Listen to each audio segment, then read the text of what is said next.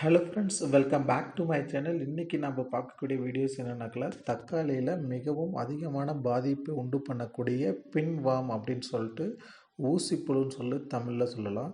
அந்த புழுவை எப்படியெல்லாம் கண்ட்ரோல் பண்ணலாம், அது வர விடாமல் நம்ம எப்படி பாதுகாக்கலாம் அப்படின்னு சொல்லிட்டு தான் நாம் இந்த வீடியோவில் பார்க்க போகிறோம். ஸோ இது ரொம்பவே ஈல்டு லாஸ் பண்ணக்கூடிய ஒரு மிகப்பெரிய ப்ராப்ளமாக இருக்குது ஃபார்மர்ஸ்க்கு. இது எப்படி கண்ட்ரோல் பண்ணுறது, முறையை எப்படி கண்ட்ரோல் பண்ணுறது, எந்த ஸ்டேஜில் இருந்து என்ன கொடுக்கணும் அப்படின்னு சொல்லிட்டு ஃபார்மருக்கு கிளியராக பார்த்தீங்கன்னா தெரிறதில்ல. ஸோ அதனால தான் நம்ம கிளியராக எக்ஸ்பிளைன் பண்ணியிருக்கோம். ஃபுல்லாக வீடியோ ஃபுல்லாக பாருங்கள். ஸோ இந்த பெஸ்ட்டு பார்த்திங்கன்னா நம்மளுக்கு எப்படி உருவாகுதுன்னே தெரியாது, ஏன்னா மைன்யூட்டாக இருக்கும். ஸோ அதனால தான் பார்த்திங்கன்னா ஃபார்மர் இது பெருசாக நினைக்கிறதில்ல. அப்புறம் ஹார்வெஸ்டிங் பண்ணும் போது தான் இதனுடைய டேமேஜஸ் ரொம்ப சிவியராக இருக்கும். சரிங்களா? ஸோ இதனுடைய தாக்குதல் எப்படி இருக்கும், எப்போ இருந்தே ஸ்ப்ரே பண்ணணும் அப்படின்னு சொல்லிட்டு எல்லாமே கிளியராக சொல்லியிருக்கோம். பாருங்கள். இந்த லார்வா புழு, அதாவது பின்வாமோட இன்ஃபெக்ஷன், அதனுடைய தாக்குதல் இயர்லி ஸ்டேஜ்லேயே நம்மளுடைய நாற்று வளரக்கூடிய தருணத்திலிருந்தே இதனுடைய தாக்குதல் ஆரம்பிக்கும். அதனுடைய அறிகுறிகள் பார்த்திங்கன்னா இலையில் இப்போ நீங்கள் பார்த்துட்டு இருக்கிற மாதிரி அந்த இலையில் தான் அதனுடைய அறிகுறிகள் ஃபஸ்ட்டு தோணும். ஸோ அந்த இலையை அரிச்ச மாதிரி இருக்கும். அந்த இடத்துல சின்ன மைன்யூட்டாக ஒரு புழு இருக்கும். அதனுடைய துளிர் பகுதியை பார்த்திங்கன்னா சுருட்டி சுருட்டி பிடிச்சிருக்கும். அதை ஓப்பன் பண்ணி பார்க்கும்போது இந்த மாதிரி சின்ன புழு பார்த்திங்கன்னா மூமெண்ட் இருக்கும். அதை பார்த்தீங்கன்னாவே தெரிஞ்சுக்கலாம் அந்த பின்வாமோடைய தாக்குதல் நம்ம தோட்டத்தில் ஸ்டார்ட் ஆகிருக்கு அப்படின்னு சொல்லிட்டு. ஸோ இதுக்காக என்ன பண்ணுறீங்க அப்படின்னாக்கல, நீங்கள் ஸ்டார்டிங்லே இனக்கவர்ச்சி பொறி பார்த்திங்கன்னா உங்களுடைய தோட்டத்தில் பொருத்திடுங்க. அதே மாதிரி நம்ம இந்த இமேஜில் பார்த்துட்டு இருக்கிற மாதிரி அந்த அடல்ட் பூச்சி இருக்குங்களா, தாய் பூச்சியினுடைய தாக்குதல் குறையும். அந்த இனக்கவர்ச்சி பொறியில் அந்த பூச்சி மட்டும் விழுந்துருச்சுன்னா அதனுடைய இனப்பெருக்கம் கம்மியாயிருச்சுன்னா அந்த புழுவினுடைய தாக்குதல் குறைஞ்சிடும். ஸோ இது ஒரு ஃபஸ்ட்டு மெத்தடு. நம்ம இன்செக்டிசைடு ஸ்ப்ரே பண்ணாமல் அதனுடைய தாக்குதலை குறைக்கிறது. நெக்ஸ்ட்டு பார்த்திங்கன்னா இதுக்கு பார்த்திங்கன்னா நீங்கள் பூச்சி தெளிப்பான் நீங்கள் ஸ்ப்ரே பண்ணணும்.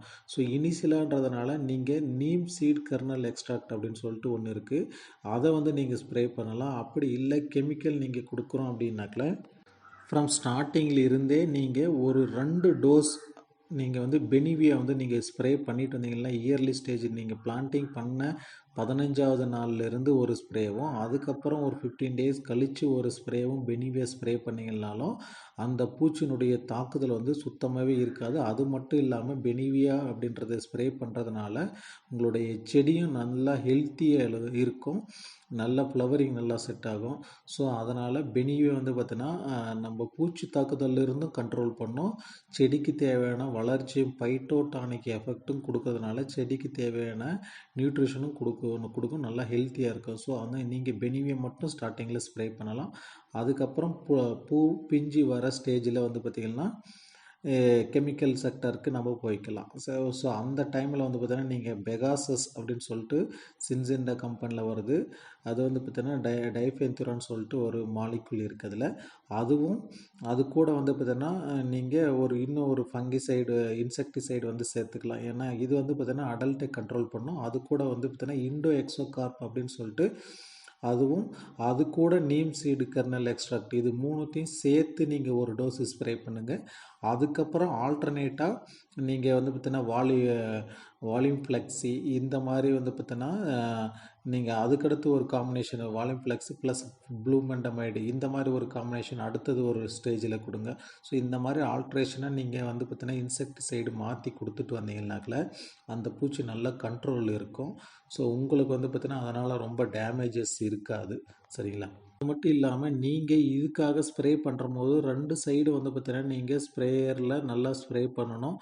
நீங்கள் முன்னாடியே இமேஜஸில் ஃபஸ்ட்டு வீடியோவில் பார்த்துருப்பீங்க. அந்த மாதிரி பார்த்திங்கன்னா அடியில் இருக்கக்கூடிய இலைகள் எல்லா இலைகளையும் நீங்கள் அப்புறப்படுத்திடணும். ஸோ அப்போ தான் பார்த்திங்கன்னா நம்ம அடிக்கக்கூடிய மருந்து பார்த்திங்கன்னா ப்ராப்பராக அந்த செடி மேலே போயிட்டு படும். இல்லைனா இலை மேலே பட்டுச்சுன்னா அந்த காயில் இருக்கக்கூடிய புழு பார்த்திங்கன்னா ப்ராப்பராக கண்ட்ரோல் வராது. ஏன்னா இப்போ இருக்கக்கூடிய ஹைப்ரிட்ஸ் எல்லாமே பார்த்திங்கன்னா நிறைய பிரான்ச்சஸ் படர்றதுனால உள்ளே போயிட்டு அந்த மருந்து பாயாதனால நிறைய பிரச்சனைகள் வருது. ஸோ நீங்கள் அதனால் இந்த அடியில் இருக்கக்கூடிய இலையை முழுசும் கட் பண்ணி எடுத்துருங்க. கட் பண்ணி எடுத்ததுக்கப்புறம் இந்த மாதிரி ஸ்ப்ரே கொடுங்க, நல்ல ரிசல்ட் இருக்கும். ஓகே, தேங்க்யூ ஃபார் வாட்சிங் மை வீடியோஸ். அதுக்கு நீங்கள் கெமிக்கல் மட்டும் நீங்கள் ஃபாலோ பண்ணாமல் நம்ம முன்கூட்டியே சொன்ன மாதிரி பரமோன் ட்ராப் வைங்க.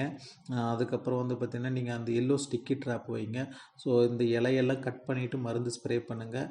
ஸ்ப்ரே பண்ணக்கூடிய மெத்தடில் தான் நம்மளுக்கு ரிசல்ட்டே இருக்கும். ஓகேங்களா?